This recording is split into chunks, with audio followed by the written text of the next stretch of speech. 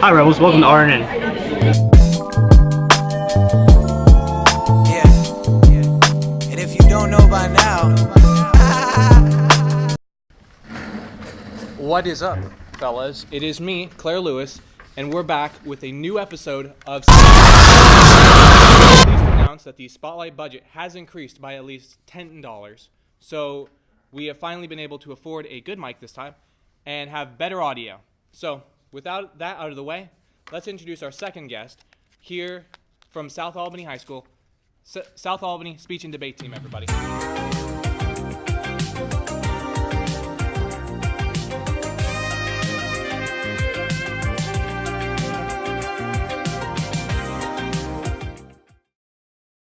How's everybody doing?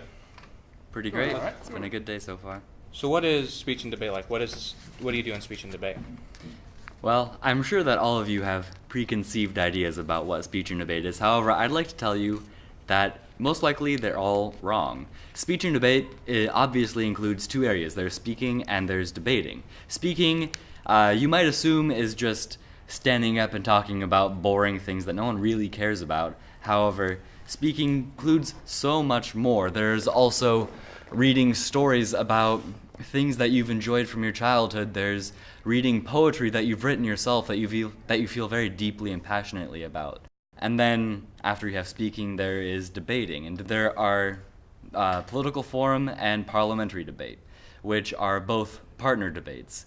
And political forum, you get to prepare your speeches beforehand, whereas parliamentary debate, you get your topic, you have 15 minutes without any magazines, without the internet, without any books. It's just you and your partner and what's in your brain. Go debate, and whoever can persuade the judge best wins. So you get to show the world what you care about and put your work and effort towards something that matters to you. Another facet of speech and debate is the emphasis that it puts on learning and education, and especially learning of current affairs. And being updated on current affairs and how the world's going will benefit you not only if you do speech and debate, but also for the rest of your life. You'll be able to be one of the most informed people in any room and have an intelligent conversation on almost any topic, which is extremely valuable in my opinion. I have two of speech and debate's greatest debaters this year. I have Keith Stevens and Jacoby Fisher, all otherwise known as the other guy. And today we're going to be debating whether or not humans are fundamentally different from animals. We have Keith arguing in favor of humans being fundamentally different, and Jacoby arguing that humans are not fundamentally different from animals.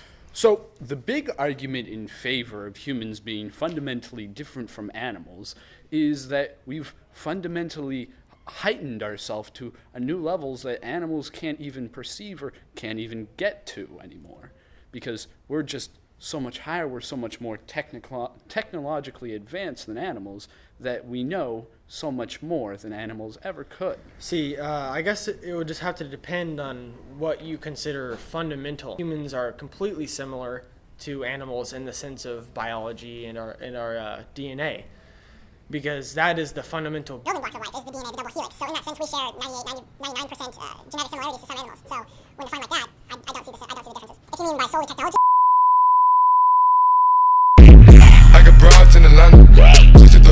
The ground is not wet.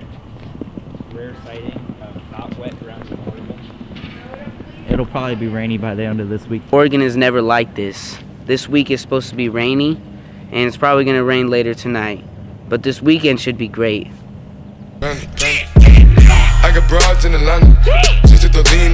On March 21st, we have a baseball game at Silverton, and we have a softball game versus Central. March 23rd, there's a baseball game versus Silverton and a softball game against Silverton as well. On April 3rd, baseball is going to be at Corvallis and softball is going to be against CV. On April 4th, baseball versus Corvallis, and oh my god. Okay, April 4th. Yeah, and if you don't know by now. And on April 5th, there's going to be a Thespian State Festival in Salem at 7 p.m. And if you want any more information on the baseball or softball games, contact Coach Kid.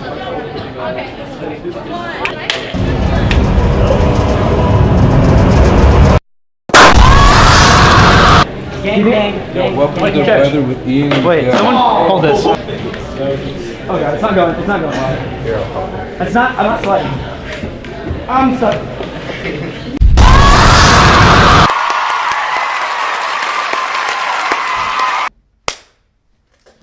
Nice one.